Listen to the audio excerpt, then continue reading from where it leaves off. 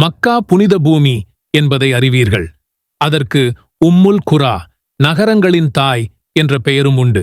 அங்குதான் பைதுல் அதீக் எனப்படும் பழமையான ஆலயமான காபா உள்ளது. காபாவை மக்கள் பெரிதும் மதித்து வந்தனர்.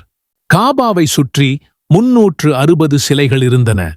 அந்த சிலைகளை துணை தெய்வங்களாக முஹம்மது நபிக்கு முன் வாழ்ந்த மக்கள் வணங்கி வந்தனர். கிபி 570ஆம் ஆண்டு முஹம்மது நபி அவர்கள் பிறப்பதற்குச் சில மாதங்கள் முன் யமனில் ஆப்ரஹா என்றொரு மன்னன் ஆட்சி செய்து கொண்டிருந்தான். அவன் மிக பிரம்மாண்டமான கலை நுணுக்கம் மிக்க ஒரு ஆலயத்தை கட்டினான். மக்கள் காபாவை விட்டுவிட்டு அவன் கட்டிய ஆலயத்திற்கு வருவார்கள் என எதிர்பார்த்தான். அவனது எதிர்பார்ப்பு ஏமாற்றத்தில் முடிந்தது. காபாவின் மதிப்பை கெடுக்க நினைத்த அவனது நாட்டம் நிறைவேறவில்லை.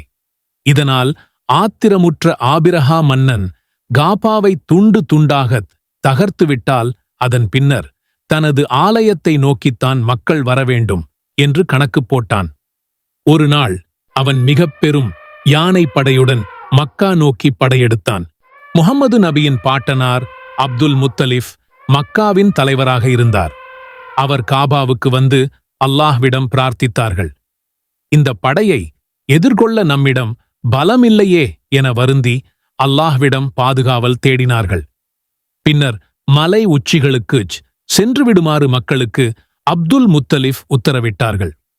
ஆபிரஹாவின் படை ஆணவத்துடன் காபாவை நோக்கி வந்து கொண்டிருந்தது. திடீரென யானைகள் காபாவை நோக்கிச் செல்லாது திரும்ப ஆரம்பித்தது. யானைகள் காபாவை நோக்கிச் செல்ல மறுத்தது. யமன் நோக்கிச் செல்லத் தயாரானது. எவ்வளவு முயன்றும் யானைகளை அசைக்க முடியவில்லை. அப்போது அல்லாஹ் தன்னுடைய ஆலயமான காபாவை காப்பாற்ற பல்லாயிரக்கணக்கான அபாபீல் எனும் சிறு பறவை கூட்டத்தை அனுப்பினான். அவற்றின் கால்களிலும் சொண்டுகளிலும் சிறு சிறு கற்கள் இருந்தன.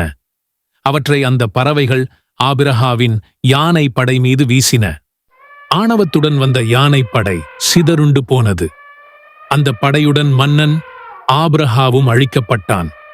இந்த நிகழ்வால் காபாவின் மதிப்பும் மரியாதையும் உயர்ந்தது.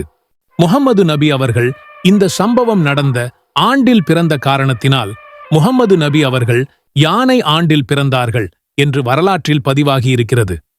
அல்லாஹ் திருமறை குரானில் இந்த வரலாற்றை 105வது அத்தியாயத்தில் சொல்லும்போது உமது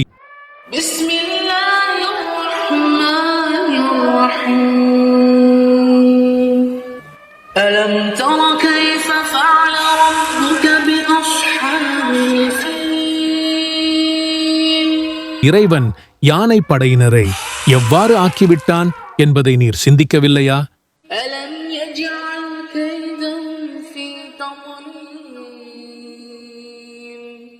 அவர்களின் சூழ்ச்சியை அல்லாஹ் பாழாக்கிவிடவில்லையா?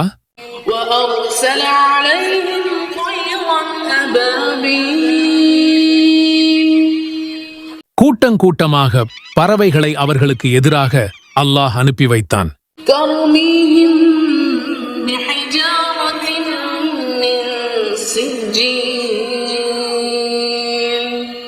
அந்த பறவைகள் அவர்கள் மீது சுட்ட களிமண் கற்களை எறிந்தன.